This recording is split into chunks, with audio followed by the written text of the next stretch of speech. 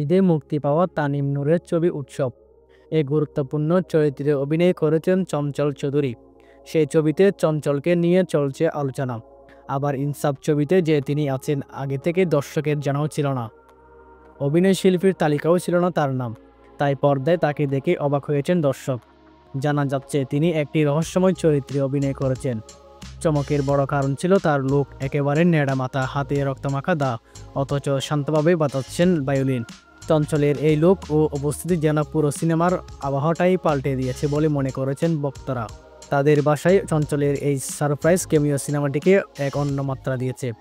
সামাজিক যোগাযোগ মাধ্যমে ছড়িয়ে পড়েছে চঞ্চলের এই দৃশ্যর একটি স্থিরচিত্র। রহস্যময় চরিত্রে চঞ্চল চৌধুরীর প্রতি দর্শকের আগ্রহ নতুন নয়। আগেও কারাগার ওয়েব সিরিজে রহস্যময় চরিত্রে অভিনয় করে সাড়া ফেলেছিলেন। সেই ধারাবাহিকটাই ইনসাফ এর নতুন এই ভূমিকায় আবারও তিনি প্রমাণ করলেন তিনি চমক দিতে জানেন। ঈদে মুক্তি পাওয়া ছবিগুলোর মধ্যে তাণ্ডব এ আরফান নিশুর অতিথি চরিত্রটি নিয়েও অনেক আলোচনা হয়েছিল। রায়হান রাফির ছবিটিতে নিশু অতিথি চরিত্রে থাকছে কিনা থাকছে না তা নিয়ে রহস্য জিয়ে রেখেছিলেন সিনেমা সংশ্লিষ্ট ব্যক্তিরা। শেষ পর্যন্ত দেখা গেল সুড়ঙ্গ সিনেমার মাসুদ হয়ে আছেন নিশু। 2 বছর পর তাণ্ডব এর মধ্যে দিয়ে দর্শক সুড়ঙ্গ সিনেমার মাসুদকে দেখে উচ্ছ্বাস প্রকাশ করেন। তাণ্ডব ছবিতে নিশুর অতিথি চরিত্র নিয়ে আগে থেকে অনেক আলোচনা হলেও সিয়ামের চরিত্র নিয়ে সেই অর্থে কোনো আলোচনা হয়নি। তাই পর্দায় সিয়াম যখন হাজির হন প্রেক্ষাগৃহের অনেক দর্শক উল্লাস প্রকাশ করেন। ধনাঢ্য পরিবারের বাকারের যুবকের চরিত্রে সিয়ামের অভিনয় বাহবা পেয়েছেন, কারণ স্বল্প সময়ের চরিত্রটিকে তিনি এতটাই বাস্তবসম্মত করে তুলেছেন যে দর্শক তাকে ঘৃণা করতে বাধ্য। ঈদুল ফিতরে মুক্তি পাওয়া দাগি সিনেমায় অতিথি চরিত্রে অভিনয় করেন সোনিয়া রাত বিনতে কামাল। সংলাপবিহীন সেই চরিত্রে অভিব্যক্তি দিয়ে নিজের দিকে আলো কেড়ে নেন এই তারকা।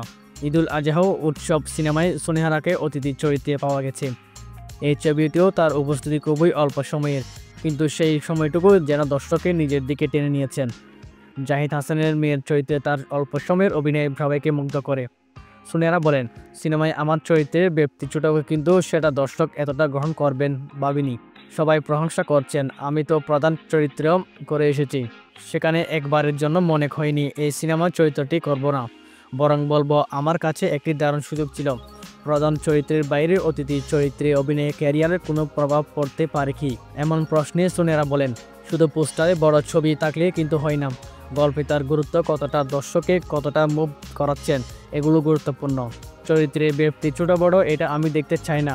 পার্শ্ব চরিত্রের অনেক ইম্প্যাক্ট থাকে। 2টি সিনেমাতেই অল্পতে বেশি প্রশংসা পাচ্ছি। ভিন্নভাবে আইডেন্টিটি ক্রিয়েট করতে চাই। আমি শিখতে এসেছি, শিখতে চাই। মুক্তি পাওয়া নীলচক্র ছবির প্রধান অভিনেতা আরিফিন শুভ। ছবিটির ফার্স্ট লুক পোস্টারে শুভর চরিত্র সম্পর্কে ধারণা দেওয়ার সময় জানা যায় এই ছবিতে অভিনয় করেছেন জনপ্রিয় সঙ্গীত শিল্পী বালাম। মুক্তির আগে বালাম জানিয়েছিলেন নীলচক্র বড় পর্দায় তার জন্য একেবারে নতুন অভিজ্ঞতা। সঙ্গীত জীবনে বালামকে ছোট পর্দায় টুকটাক 2-1টি নাটকে দেখা গেছে, কখনো আবার স্ত্রীসহ টেলিভিশন নাটকে হাজির হয়েছিলেন তিনি। তবে চলচ্চিত্রে এবারই প্রথম। তবে মুক্তির পর বালামকে আর কথা বলতে শোনা যায়নি। যোগাযোগ করা হলেও এ বিষয়ে কথা বলেননি। ঈদে মুক্তি পাওয়া সিনেমায় মূল চরিত্রের বাইরে অতিথি চরিত্র নিয়েও আলোচনা করছে মানুষ।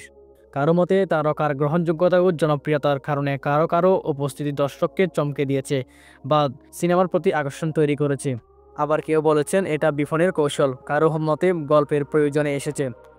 দর্শক প্রতিক্রিয়া, সামাজিক যোগাযোগ মাধ্যম, ইউটিউবের মন্তব্য এসব উঠে এসেছে। ভবিষ্যৎ এই প্রবণতা আরও বাড়ার সম্ভাবনা রয়েছে বলেও মত দিয়েছেন কেউ।